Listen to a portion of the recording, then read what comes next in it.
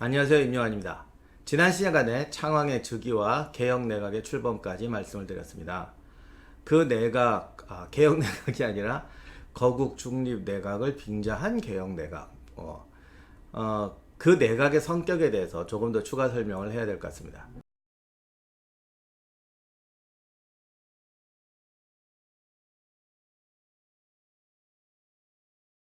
이때 이색이 문화시중으로 등장합니다.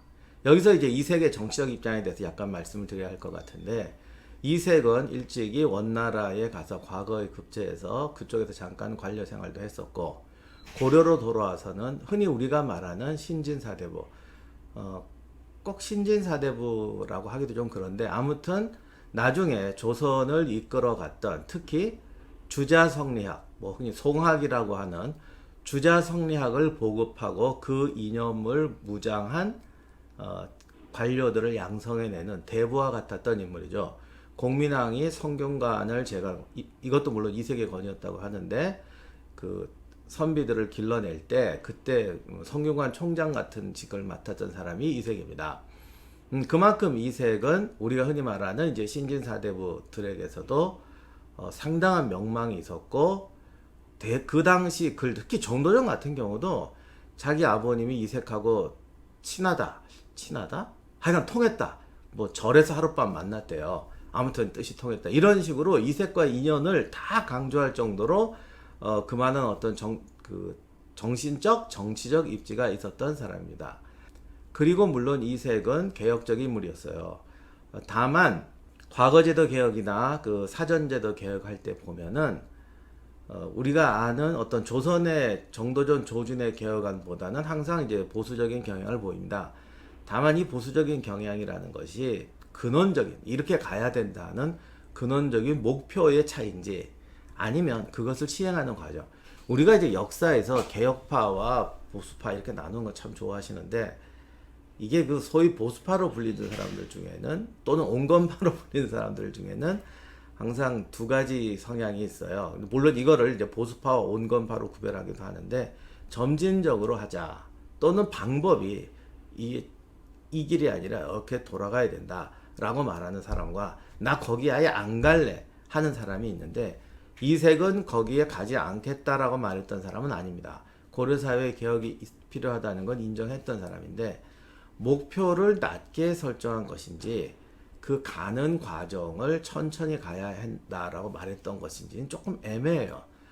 다만 나중에 조선을 건국하고 나서 정도전이 물러나고 세종 때 개혁까지 갈 때 그 개혁안을 주도했던 사람들은 대개 이색의 제자들이었습니다. 물론 그렇다고 해도 또 이건 좀 다른 게, 왜냐하면 계자라고 해도 우리가 그렇잖아요. 20년 전에는 이게 진보적인 개혁이었는데 20년 지나면 뭐 그냥 온건한 개혁이고, 또 20년 지나면 그게 보수적인 개혁이고, 이 시대의 변화에 따라 달라지니까 꼭 뭐라고 말할 수는 없어요. 다만 이제 이색이라는 분은 굉장히 정치적 유연성이 좀 있었던 분이다. 그렇다고 해서 선을 넘어서 이제 불의에 타협하거나 이제 뭐 보수적이거나 이러진 않았던 것 같아요. 당시에 온건 개혁파의 태도였다고 말할 수 있는 사람이지만, 그렇기 때문에 우왕 때에는 의외로 관계에 오래 있지를 못합니다. 들쑥날쑥해요. 잠깐 등용했다가 또 내려갔다가, 잠깐 등용했다가 또 내려갔다가. 그런 걸 보면 우왕이 꼭 반개혁적이거나 뭐 신화 막 이렇게 부패하고 이런 건 아닌데, 약간 제멋대로 성향이 있었던 건 맞은 것 같습니다. 그러니까 뭐 이런 거 저런 거 싫어, 그러다가 쟤 좀 심하다며 죽여, 막 이런 식으로 약간 그런 게 있었던 것 같아요. 그렇기 때문에 이성계파가 집권한 뒤에 우왕의 어떤 그 뭔가 이게 아닌 것 같다 하더라도 또 우왕을 복귀시키자, 이것도 아닌 것 같다, 이런 생각하는 사람이 상당히 많았던 게 아닌가 하는 생각이 들어요. 아무튼 개혁파가 이제 집권을 하고 나니까 갑자기 이색이 너무나 딱 마음에 드는 거죠. 왜? 원래 고려 정계에 굉장한 기반이 있던 사람이고, 지금 젊은 세력들, 개혁파들에게는 대부와 같은 인물이고, 더욱이 우왕 때 그 10년 동안 정치권에서 소외되어 있던 사람이다. 이게 항상 뭔가 이 혁명파가 보면 딱 좋은 인물인데, 이거 굳이 이렇게 말할 것도 없어요. 우리 지난 50년간의 정치사, 정당사를 보세요. 예를 들면 어디 정당이 새로 만들어졌다. 그때 꼭 정치 생명 끝난 것 같은 옛날 인물을 갖다가 이렇게 모셔오잖아요. 그럼 또 와요, 이분들이. 말로는 뭐 이제 정계 은퇴하겠다, 국민한테 사죄하고 살겠다, 뭐 이러던 양반들이 또 후닥닥 달려옵니다. 그럼 또 주변에서 말려요. 지금 당신은 옛날 같은 파워 없다. 지금 거기 가봤자 이용만 당하다 끝난다. 그래도 가요. 왜? 그 똑똑한 양반들이 그걸 모르겠어요? 어차피 그런 정치하는 분들은 내세의 영광 이런 거 필요 없어요. 현실에서 누려야지. 그럼 현실에서 누리는데 만분의 일의 확률이라고 그래도 뭐 내 이름 좀 망가지고 이미 망가져 있는데 더 망가질 게 뭐 있어. 죽은 다음에 일이 알 바 아니고 그 만분의 일의 확률이라도 잡아서 다시 재기할 수 있으면 된 거잖아요. 그래서 와요. 그래서 항상 보면은 이렇게 은퇴했던 분들이 이렇게 오는 경우가 참 많지 않습니까? 더 이상 얘기하면 또 어떤 분들이 내가 누구 얘기한다고 할 것 같아서 이제 그만하고 싶은데, 사실 우리 정치사를 보면 이런 사람 얼마든지 볼 수 있습니다. 이색을 내각의 수반으로 세웁니다. 또한 이색은 이성계 집안과도 교분이 없지 않습니다. 1371년 공민왕이 뭔가 이 분위기 쇄신한다고 새로운 인물을 등장시켜서 문화부에 이제 장관으로 넣었는데, 문무의 대표자로서 이색과 이성계를 문화부상가 이렇게 해서 채용을 합니다. 그리고 공민왕이 아주 뿌듯해하죠. 나의 이 인사 어떠냐. 그렇게 이색과 이성계는 같이 근무도 했습니다. 그리고 이성계라는 인물이 원래 이제 군인과 전쟁 때 살았던 인물이기 때문에 어떤 개인의 인연, 요즘식으로 말하면 개인의 인연을 소중히 하는 성향이었어요. 군인이란 의리와 신뢰가 굉장히 중요하지 않습니까? 특히 전쟁터에 나가는 군인들에게. 그래서 이성계는 평생 전쟁터에서 살았기 때문에 그런 어떤 군대의 흔히 말하는 전투연대의 의리, 전투연대의 우정 이런 것을 굉장히 중시했던 사람입니다. 그게 사실 정치에서는 맞지 않죠. 카이사르도 나중에 자기 부하 절반한테 찔려 죽잖아요. 그러나 그건 정치에 들어왔을 때 얘기고, 물론 이성계도 이제 정치판에 들어왔지만 아직 본질은 군인이었으니까 정치판에 있으면서도 그런 성향을 버리지 않았던 것 같아요. 그래서 나름 그런 걸 되게 중시하더라고요. 그것은 이색의 증언에도 남아 있습니다. 나중에 이제 이색이 혁명파에게 탄핵을 받아서 유배된 다음에 이런 시를 지었습니다. 이색이 굉장히 8,000수가 넘는 시를 지었어요. 그래서 엄청난 시가 남아 있는데, 근데 우리가 시라고 하면 뭐 이렇게 뭐 봄이오네, 뭐 사내들의 진달래피네 막 이런 거를 생각하시잖아요. 그래서 시는 이렇게 많아도 역사적인 사료로는 잘 안 쓰는 경향이 있었는데, 이색의 시는 뭐 그런 시도 있지만 상당히 수필적인 시가 많습니다. 그러니까 일기나 수필이나 어떤 사건의 기록을 시의 형식으로 표현한 거죠. 그래서 저도 옛날에 논문 쓸 때 이색 시 열심히 보고 인용 많이 했는데, 요즘에는 뭐 별별 이거 좋은 거 많다 그래가지고 인용들을 많이 하는 것 같더라고요. 그래서 역사적인 자료로서 참 좋은 자료인데요. 그렇다고 오늘 이 방송 하면서 또 8,000수를 언제 다시 읽습니까? 이럴 때 남의 덕 좀 봐야죠. 역사그날 진행하시던 이익주 교수가 이색의 삶과 생각이란 책을 쓴 게 있습니다. 저한테 선물로 준 게 있는데 그 덕 좀 봤습니다. 거기 봤더니 딱 요맘때 심정을 표현한 시 한 수를 이 교수가 차서 실어놨더라고요. 그 내용을 간단히 말하면 나는 죽을 수밖에 없는 상황인데, 요건 이제 좀 이따 말씀드리겠습니다. 이색이 이제 물러나게 되는 배경인데요. 보통 이 정도 되면은 죽을 위험이 많아요. 그런데 생명을 보존하는 행운을 얻었다. 왜? 어떻게 이런 기적을 얻었느냐? 송원이 이성계의 호입니다. 송원이 나의 친구였던 덕분에 내가 죽지 않고 살았다. 이렇게 쓴 시가 있습니다. 이색이 그렇게 말을 했으니 뭐라고 하겠어요. 그만큼 이성계하고 교분도 있었습니다. 그러니까 이성계 입장에서는 자기들이 직접 앞에 서면은 이 거꾸로 반대파들의 불안감을 조성하기 때문에 이색이 딱 저격이다 해서 문화시종으로 앉혔죠. 그러나 과연 이색이 친구인 이성계를 도울 것이냐, 아니면 그야말로 주자성략을 한국에 소개했던 사람으로서 충과 의를 따를 것이냐, 이렇게 이색 내각이 출범합니다. 이제 첫 번째 과업이 중국의 창왕의 즉위를 알리러 사신을 파견하는 겁니다. 뭐 이런 게 기분 나쁘실 분도 있지만 이거 굳이 뭐 그렇게 굳이 4대라면 4대고 조공관계라면 조공관계인데, 지금도 뭐 대통령 취임해도 다 다른 나라 가잖아요. 근데 제가 솔직히 말하는데, 예를 들어 우리나라 아니라 전 세계 어떤 나라도 우리 뭐 이렇게 누가 됐습니다. 그리고 다른 나라 다 보내고 미국엔 제일 나중에 보낸다. 이런 나라 없어요. 내가 알기로는 저 러시아도 제일 먼저 전화할 거래요. 그러니까 우리가 이런 거 너무 모든 거를 너무 이렇게 비관적으로 볼 필요가 없습니다. 세상이 힘의 논리인데 그러니까 이런 거를 너무 고깝게만 받아들일 필요가 없어요. 세상 자체가 힘의 논리로 움직였고 사실 지금도 그래요. 마음에 안 들면 그거를 바꿔야 되는데 바꾼 다음에 하는 것이지 나 안 해. 뭐 저거 봐. 저거 왜 저기다 보고래. 기분 나빠. 보내지 마. 그건 대안이 아니거든요. 자, 이런 얘기는 빼고 하도 예민하신 분들이 많아서 자꾸 이런 얘기를 합니다. 죄송합니다.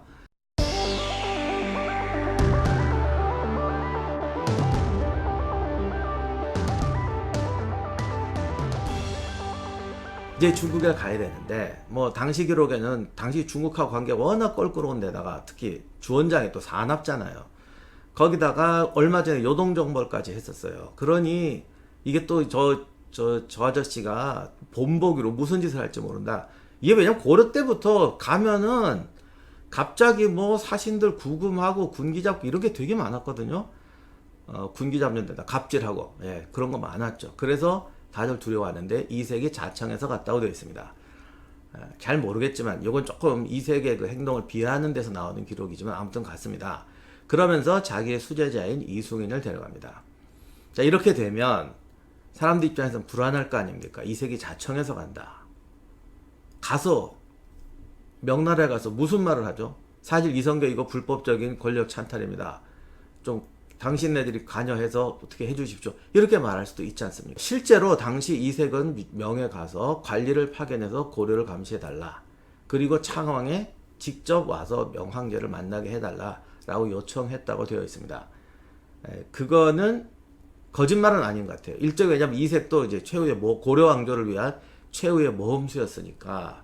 그러나 이제 제가 지금 말씀드리고 싶은 건 조선이란다. 이성계파는 바보냐는 거죠. 누가 그거 모릅니까? 그래서 실제 이때 누가 따라가냐면 태조의 아들 중 유일한 과거 급제자였던 이방원이 서장관으로 따라갑니다. 그러니까 감시원, 서장관이 그리고 전혀 권력이 없는 사람이 아니에요. 그러니까 실무를 총괄하거든요. 그러니까 제대로 따라간 거죠. 이색을 명색상 이색을 보내고 이방원이 따라가고 하여간 그래도 이게 드라마적으로 표현하면 이색이 명태조를 만나서 무슨 말을 할지 모릅니다. 팽팽한 긴장감이 감도는데 막상 고려 사신을 만나자 명태조 주원장이 이색에게 묻습니다. 당신 우리 옛날에 원나라의 과거도 급제하고 관료됐다며. 이 말은 너 옛날 원나라 관료라며 너 이놈 잘했다 나의 왼수 이게 아니고요. 참 이 중국이나 조선이 한국이나 이 과거라는 게 정말 어떻게 보면 참 성공작이어서 과거가 지니는 권위가 엄청납니다. 요즘 뭐 사법고시부터 이런 걸 비교할 수가 없어요. 그러니까 과거라는 게 반드시 관직을 주고 권력을 주는 건 아니지만 사회적 명망이라는 건 정말 대단해요. 태조의 아들 중에는 이방원이 유일한 과거 급제자인데 고려나 조선이나 과거 급제를 한번 하면 그 집단이 평생 동문이 됩니다. 평생 동지가 돼요. 그래서 매년 이렇게 행사를 하는데 참 웃기지도 않게 꼭 급제 순서대로 자리를 앉습니다. 평생 갑니다. 참 지금 생각하면 좋은 건 아닌데 또 뭐 자기들끼리 모임이니까 뭐 어때? 자기들끼리 그렇게 하겠다는데 왜냐하면 그게 좀 꼬아도요. 궁극적으로는 과거 급제자 전체 결국 자기한테 큰 덕이 돼요. 내가 현실적으로 이 관직으로 어떤 명성을 얻는 것도 중요하지만 과거 급제자라는 것이 주는 어떤 어마어마한 그런 명예를 위해서 그런 행동을 하는 거죠. 그러니까 별로 손해볼 건 없어요. 내가 영의정인데 그때 꼴찌로 붙었어요. 창피해 죽겠다. 평생 어떻게 맨날 말썽이냐. 나 이제 영의정인데 이렇게 영의정 좀 되면 그렇게 하면 안 돼. 만약 영의정이 그랬으면 그 사람 정말 영의정 자격 없는 거예요. 왜? 영의정 이상으로 과거급제라는 게 가지는 보편적인 힘과 파워가 있거든요. 그래서 오죽하면 태종이도 그 모임을 하는데 그때 수석으로 붙어있던 최모 씨가 계셨어요. 그래서 그때 왕이잖아요. 근데 이게 조선에서 왕이라는 건 이건 정말 모든 거의 열애거든요. 그러니까 왕은 그러니까 쉽게 말하면 이 왕은 하늘에서 있는 사람이고 우리 인간은 땅에 있는 사람이에요. 거의 이런 급이에요. 예절 같은 거 할 때. 그러니까 과거급제자 모임에서 당신이 장원이지만 이분이 왕이 됐으니까 수석이다. 이것도 안 합니다. 항상 그 최장원이 수석에 앉고, 그분은 벼슬을 그렇게 크게 못했던 것 같은데 태종이 평생 동안 자기 신하로 부르지 않고 최장원 그러면서 예우를 했다는 그 이야기가 있습니다. 정말 그렇게 했을 거예요. 이게 실록에서 그냥 듣기 좋은 소리 한 게 아니고, 그만큼 과거라는 게 가지는 권위가 있어요. 그러니까 명태조도 이색한테 예우를 한 거죠. 당신 우리나라 중국의 과거에 급제한 사람이라면서. 그러더니 갑자기 그럼 중국어 할 줄 알겠네. 우리 중국말로 얘기 좀 해보자. 이거 보면 가끔 그 명태조 주원장이 산적 출신이고 뭐 공부도 못했고 뭐 하여간 역대급 황제잖아요. 정말 가장 낮은 곳에서 황제까지 올라온 사람이다. 그래서 가끔 무시하는 사람도 있는데, 또 이 사람이 워낙 숙청을 많이 해갖고 잔인할 때 보면은 정말 좀 무식하게 숙청을 하거든. 그래서 나 무식해 이러면서 숙청을 하기 때문에 좀 이렇게 인상들이 안 좋은데, 그 바닥에서 그 자리까지 괜히 갔겠습니까? 이 정치적인 어떤 감각, 정치적 이런 어떤 것은 정말 대단해요. 그러니까 그냥 한 게 아니에요. 우리 중국을 한번 얘기해보자. 이게 뭐겠어요? 그 자꾸 조선이란다.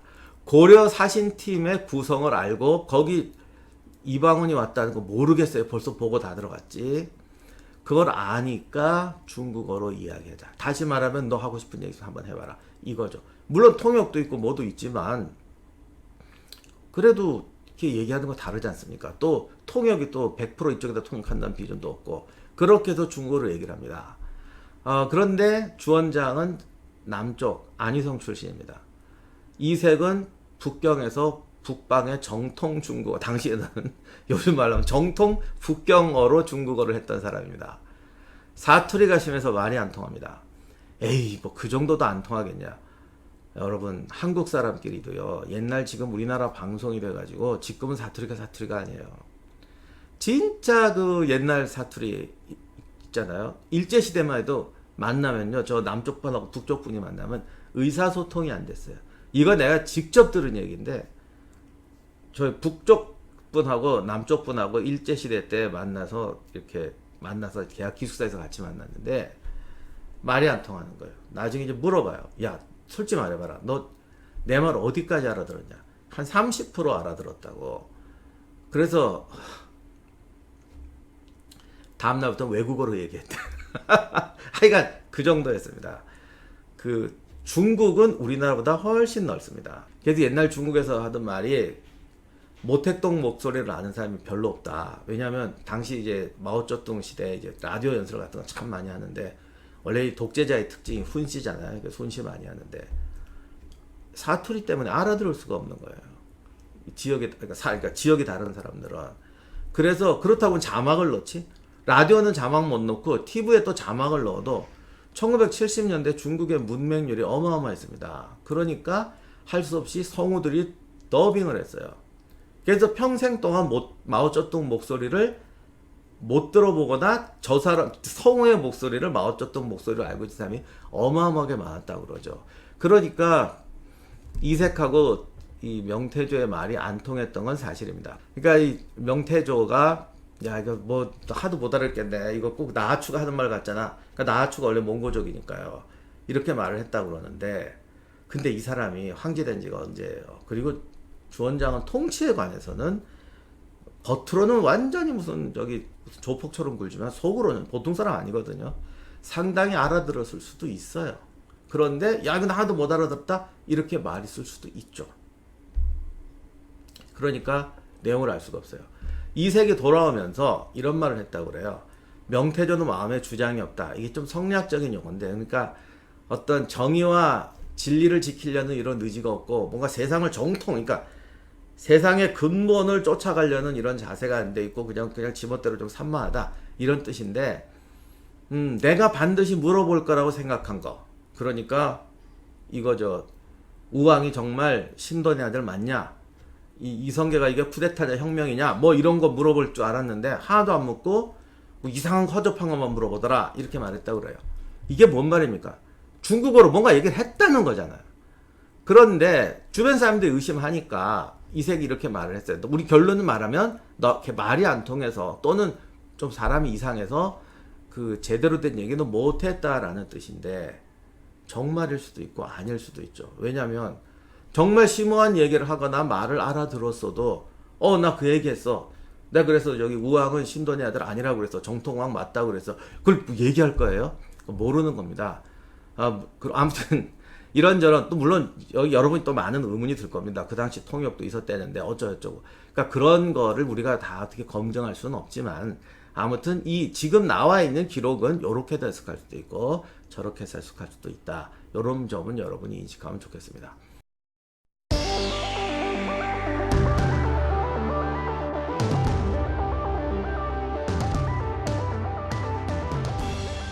그런데 제 생각을 말씀드리면 어쨌든 약간 심각한 의사통이 된 거는 사실입니다. 그래서 꽤 중요한 성과를 가지고 옵니다. 첫 번째가 명태조가 혼인을 제안했다고 하죠. 나 딸이 많다. 나 딸 많다. 그 고려에 좋은 신랑감 하나 좀 소개해라. 뭐 이런 식의 발언으로 옵니다. 그 다음에 창왕의 친조, 그러니까 창왕이 직접 와서 명황제를 만나는 것을 허락했다라고 되어 있습니다. 그래서 이 사신팀이 글쎄 같이 돌아오는 이방원의 속은 타들어갔는지 어땠는지 모르겠습니다만 근데 그 양반은 속이 타들어가는 게 아니라 이거를 또 어떻게 역전에 제역전을 치느냐 여기서 내가 어떻게 위상을 이런 거 연구하고 있었을 거예요. 상대를 패려면 상대를 묶어놓고 패는 게 아니라 상대가 주먹을 내밀게 해야 돼. 그리고 카운터를 날려야 돼. 이런 승부사거든요. 그런 기질이 있으니까 성공했죠.